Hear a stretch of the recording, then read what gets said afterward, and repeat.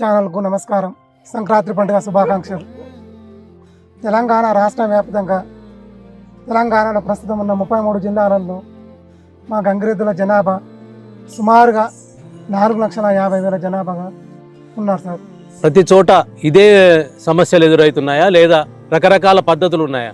గంగిరెద్దుల వాళ్ళు బాగా బతికిన సందర్భాలు ఉన్నాయి గతంలో. అవి రాష్ట్ర వ్యాప్తంగా ఆనాటి నుంచి ఈనాటి వరకు నాగరిక ప్రపంచం, ప్రస్తుతం ఉన్న ఈ నాగరిక ప్రపంచంలో అనాగరికమైన బతుకుతున్నాం.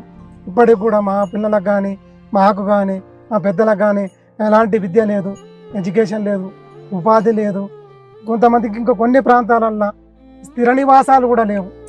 సిద్దిపేట జిల్లా ఈ ప్రస్తుతం ఉన్న ఈ ప్రాంతంలో ఎంతో కొంత ప్రభుత్వం ఇచ్చినటువంటి ఖాళీ స్థలాల్లో గుడిసెలు వేసుకొని నివాసం ఉంటున్నాం. కొన్ని ప్రాంతాల్లో స్థిర నివాసాలే లేవు.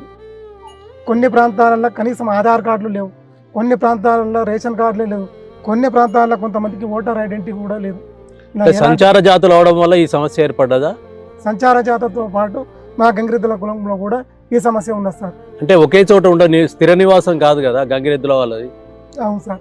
అందువల్లనే వాళ్ళకు ఆధార్ కార్డు, ఓటర్ కార్డు రాకపోవడం కారణమా? ఏమన్నా ఇంకా మరేదైనా కారణం ఉందా? గంగిరెద్దుల వాళ్ళకు కానీ, సంచార జాతులకు కానీ సంచారం ఒక ప్రాంతం నుంచి ఇంకో ప్రాంతానికి వలస పోతుంటావు.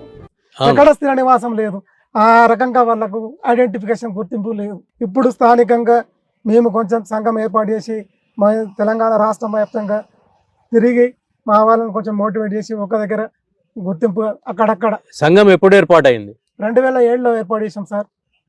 ఎంతమంది సభ్యులుగా ఉంటారు? 5 సభ్యులతోటి 2007లో తెలంగాణ అప్పుడు ఉమ్మడి ఆంధ్రప్రదేశ్లో గంగిరెద్దుల సంక్షేమ సంఘాన్ని ఏర్పాటు చేసినాం.